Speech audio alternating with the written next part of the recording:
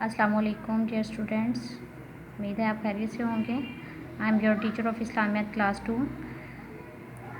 चलिए हम अपना काम शुरू करते हैं। सबक नंबर 5 से हमने अपना काम शुरू करना है। आओ रोज़ा रखे। सफ़ा नंबर आपके पास 19 है। तो इस सफ़े पे बेटा रीडिंग दी गई है।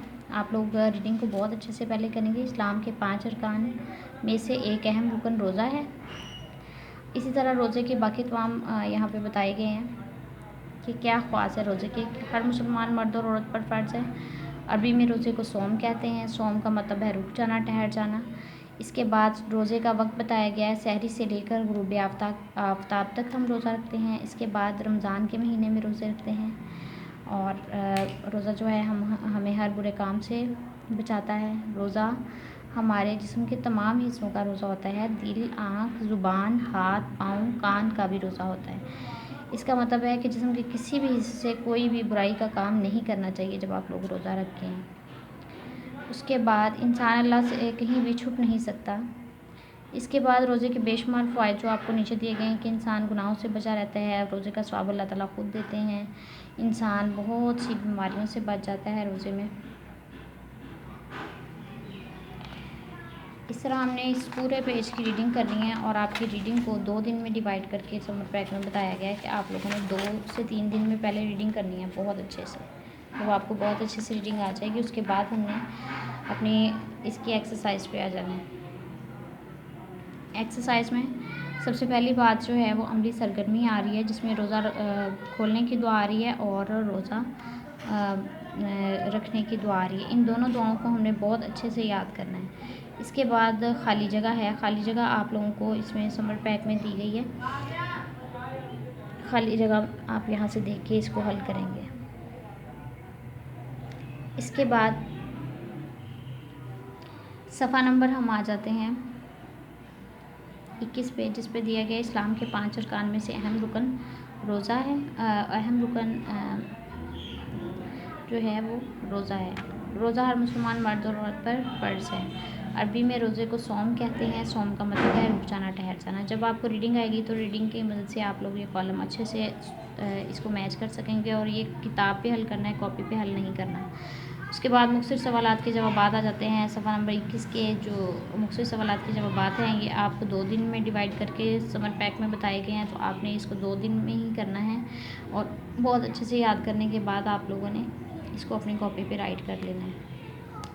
सवालात के जवाबात जो हैं वो सिर्फ आपने कॉपी पे लिखने हैं। इसके बाद हमारे पास आ जाता है सबक कुरान करीम। कुरान करीम सबक नंबर 6 है। इसमें कुरान करीम के बारे में बताया गया है कि कुरान करीम अल्लाह ताला की आखिरी किताब है और इसे जो है थोड़ा थोड़ा करके 23 साल के अरसे में नाजिल किया गया। अल्लाह ताला हर लफ्ज़ के बदले में 10 नेकियां देता है जब हम कुरान पाक पढ़ते हैं। फिर आदाब बताए गए हैं कुरान पाक के कि कुरान की तिलावत जो भी बंदा करता है उस सबसे पहले उसका जो काम है वो वज़ू करे और उसके बाद फिर वो किबला रुख होकर बैठे, फिर तावुज़ तस्मीयाँ पढ़े और उसके बाद हमने जब भी कुरान पाक पढ़ना है तो इधर उधर नहीं देखना, खामोशी से सुनना है। अगर कोई पढ़ रहा है आहिस्ता आहिस्ता और ठहर ठहर तिलावत करनी है। इस तरह ये कुरान के सारे आदाब दिए गए हैं कि इस तरीके से आप लोगों ने कुरान करीम की तिलावत करनी है। इसके बाद चंद मालूमात आ जाती हैं जिसमें कुरान मजीद की कुल सूरतों का बताया गया है। कुरान मजीद की कुल सूरतें 114 हैं। सबसे बड़ी सूरत अल बकरा है और सबसे छोटी सूरत जो है वो अल कौसर है। इसके बाद अमली सरगर्मी पे आ जाता है। याद रखने की बातें आप लोगों ने देखी। इसके बाद आ जाते हैं अमली सरगर्मी पर। अमली सरगर्मी में आपने सूरतुल कौसर ज़ुबानी याद करनी है जो कि आपको बहुत अच्छे से याद भी है। खाली जगह पूर करें। कुरान मजीद डैश की किताब है। कुरान मजीद का एक नाम डैश भी है। ये खाली जगह जो है आपको सफ़ा नंबर 23 की ये इस पर दी गए हैं जवाबात। आपने इस समर पैक पर इसके जवाबात देख के तो फिर आप लोगों ने अपनी खाली जगह को किताब के ऊपर हल कर लेना सफ़ा नंबर 23 पर। उसके बाद हम नेक्स्ट पेज पे आते हैं सफ़ा नंबर 24। सफ़ा नंबर 24 पे इसी खाली जगह के बाकी पार्ट्स दिए गए हैं। 2 पार्ट हमने पीछे देखे हैं और बाकी 3 पार्ट इस पे दिए गए हैं। इसी तरह कॉलम बाकी असबाक में जिस तरह हम हल करते हैं रीडिंग की मदद से, इस पे भी आपने रीडिंग की मदद से हल करना है। कुरान मजीद की आखिरी किताब कुरान मजीद अल्लाह ताला की आखिरी किताब है। इसे नबी करीम सल्लल्लाहु अलैहि वसल्लम पर नाजिल किया। दूसरा उन्होंने खुद से मैच करके दिया है। बाकी आप लोग रीडिंग की मदद से करेंगे। इसी तरह आपको मुख्तसर सवालात के जवाब दिए गए हैं। कुरान मजीद अल्लाह की कौन सी किताब है, अल फुरकान का क्या मतलब है, कुरान मजीद किस चीज़ की किताब है। ये तमाम चीज़ें जो हैं आप लोगों ने बहुत अच्छे से समर पैक जब आप गौर से देखेंगे तो उसमें तमाम जवाब आपको मिल जाएंगे। इसके बाद हिफ्ज़ व तर्जुमा आ जाता है, जिसमें हिफ्ज़ व तर्जुमा में सूरतुल फलक दी गई है। वो अपने कर चुके थे हम स्कूल में, इसको आपने दोबारा से रिवाइज़ करना है। इसके आगे आप लोगों के सिलेबस में सूरतुल नास और सूरतुल फील दी गई है। इन सूरतों के आप लोगों ने बहुत अच्छे से तर्जुमे के साथ आप लोगों ने इनको करना है। इसके बाद सीरत पाक सल्लल्लाहु अलैहि वसल्लम, अल्लाह ताला ने दुनिया में इंसानों को इस सबक में आप सल्लल्लाहु अलैहि वसल्लम की ज़िंदगी के बारे में बताया गया और बताया गया कि दुनिया में आप सल्लल्लाहु अलैहि वसल्लम से पहले कितने नबी आ चुके थे और क़यामत तक अब कोई नबी नहीं आएगा।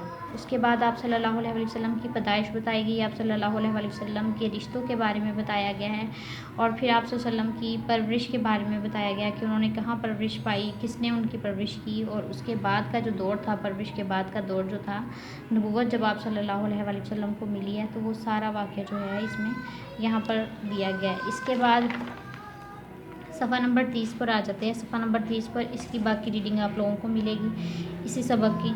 उसमें अमली सरगर्मी में आप लोगों ने बहुत अच्छे से कलर करने हैं। सफ़ा नंबर 31 पे आप लोगों को ये जो क्वेश्चन दिया गया है, जब आप सल्लल्लाहु अलैहि वसल्लम की उम्र 6 साल थी, जब आप वसल्लम की उम्र 8 साल थी, इसके जवाबात आपको सफ़ा 31 के समर पैक में मिलेंगे। वहाँ से देख के आपने इधर फिल करना है और इसको ज़ुबानी याद करना है। इसके नबी करीम सल्लल्लाहु अलैहि वसल्लम अल्लाह ताला के आखिरी नबी हैं। ये तमाम खाली जगह भी आप लोगों ने, अगर तो आप रीडिंग कर लेंगे बहुत अच्छे से, फिर तो आप खुद से सॉल्व कर सकते हैं। अदरवाइज़ आप लोगों को समर पैक में तमाम चीज़ों का सलूशन दिया गया है। इसके बाद है आप सल्लल्लाहु अलैहि वसल्लम के वालिद का नाम। यहाँ पे आप सल्लल्लाहु अलैहि वसल्लम के रिश्ते दिए गए हैं, उनके साथ हमने इस कॉलम को मैच कर देना है।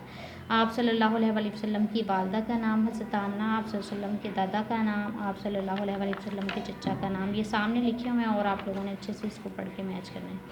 इसके बाद आप लोगों को दिया गया है सफ़ा नंबर 32। अल्लाह ताला ने दुनिया में कितने पैगंबर भेजे, आप सल्लल्लाहु अलैहि वसल्लम ने क्या बताया। सफ़ा नंबर 32 पे जो सवालात दिए गए हैं उनके आंसर समर पैक की मदद से आप लोगों ने हल करने हैं।